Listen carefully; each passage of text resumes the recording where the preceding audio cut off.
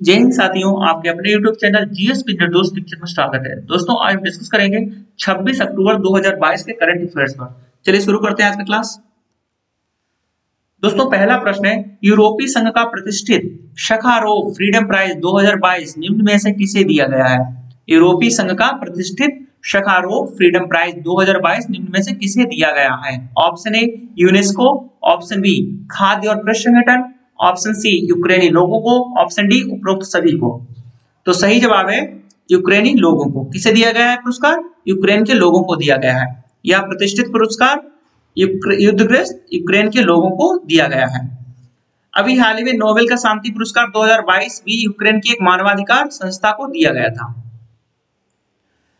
दोस्तों Sakharov freedom prize यूरोपीय संघ का एक प्रतिष्ठित अवार्ड है जो प्रतिवर्ष प्रदान किया जाता है। इस अवार्ड की शुरुआत वर्ष 1988 में की गई थी और यह पहली बार नेल्सन मंडेला और अनातोली मार्चेको को दिया गया था। किसे दिया गया था? नेल्सन मंडेला और अनातोली मार्चेको को।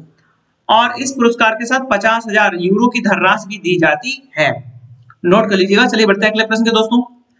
अगला प्रश्न है, हाल ही में किसने यूनाइटेड स्टेट्स ग्रैंड प्रिक्स 2022 का खिताब जीता? Option A Lewis Hamilton, option B Max Verstappen, option C Charles Leclerc, option D Sebastian Vettel. तो सही जवाब है Max Verstappen. Red Bull racing के बेल्जियम के मैक्स वेरस्टापेन ने 2022 formula 1 United States Grand Prix 2022 का खिताब जीता। उन्होंने मर्सिडीज के यूके के लुइस हैमिल्टन को हराया।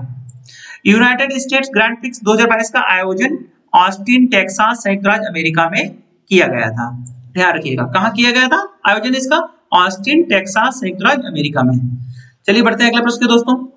अगला प्रश्न है, पुस्तक द कॉर्बेट पेपर्स का संकलन और संपादन निम्न में से किसके द्वारा किया गया है? ऑप्शन ए अच्छे Shah, option B Salman Rushdie, option C Bimal Jalan, option D इनमें से कोई नहीं।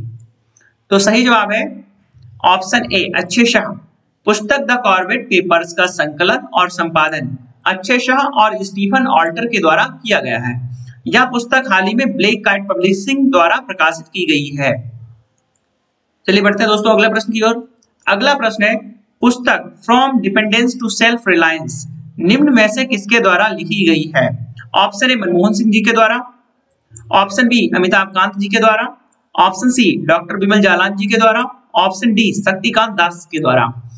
तो सही जवाब है इसका डॉक्टर बिमल जालान जी के द्वारा from dependence to self reliance नामक पुस्तक लिखी गई है। किसके द्वारा लिखी गई है? भारतीय रिजर्व बैंक के पूर्व गवर्नर डॉक्टर बिमल जालान जी के द्वारा। बिमल जालान जी भूतपूर्व राज्यसभा सांसद व भारतीय रिजर्व बैंक के गवर्नर हैं। उन्होंने नवंबर 1997 से सितंबर 2003 तक भारतीय रिजर्व बैंक के रूप में गवर्नर के रूप में कार्य किया है। वर्तमान में शक्तिकांत दास जी सितंबर 2018 से भारतीय रिजर्व बैंक के रूप में गवर्नर के रूप में कार्य कर रहे हैं। कौन काम कर रहा है? शक्तिकांत दास जी। कब से? सितंबर 2018 से।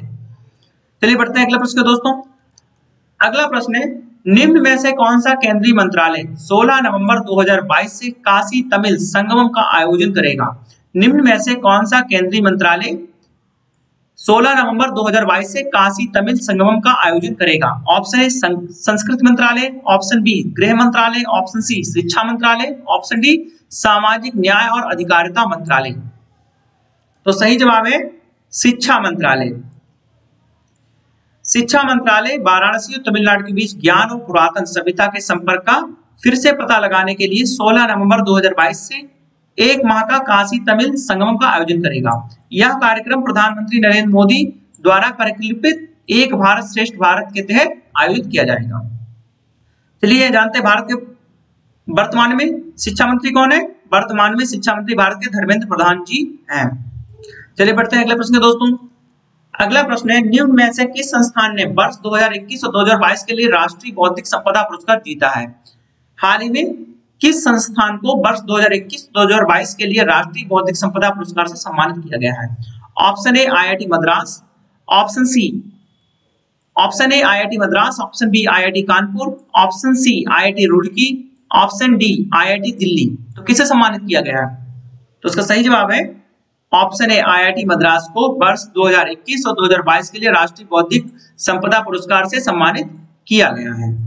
भारतीय प्रौद्योगिकी संस्थान आईआईटी मद्रास को वर्ष 2021 और 2022 के लिए राष्ट्रीय बौद्धिक संपदा पुरस्कार से सम्मानित किया गया है। यह पुरस्कार भारत सरकार के वाणिज्य एवं उद्योग मंत्रालय के द्वारा प्रदान किया जाता है। वर्तमान में भारत के वाणिज्य एवं उद्योग मंत्री कौन है? पीयूष गोयल जी वर्तमान में भारत के वाणिज्य एवं उद्योग मंत्री हैं। दोस्तों आशा करता हूं आज की क्लास आपको पसंद आई होगी। अगर आपको वीडियो पसंद आया हो तो वीडियो को लाइक करें, सब्सक्राइब करें और शेयर करें। मिलते हैं कल फिर एक वीडियो के साथ, तब तक के लिए जय हिंद साथियों।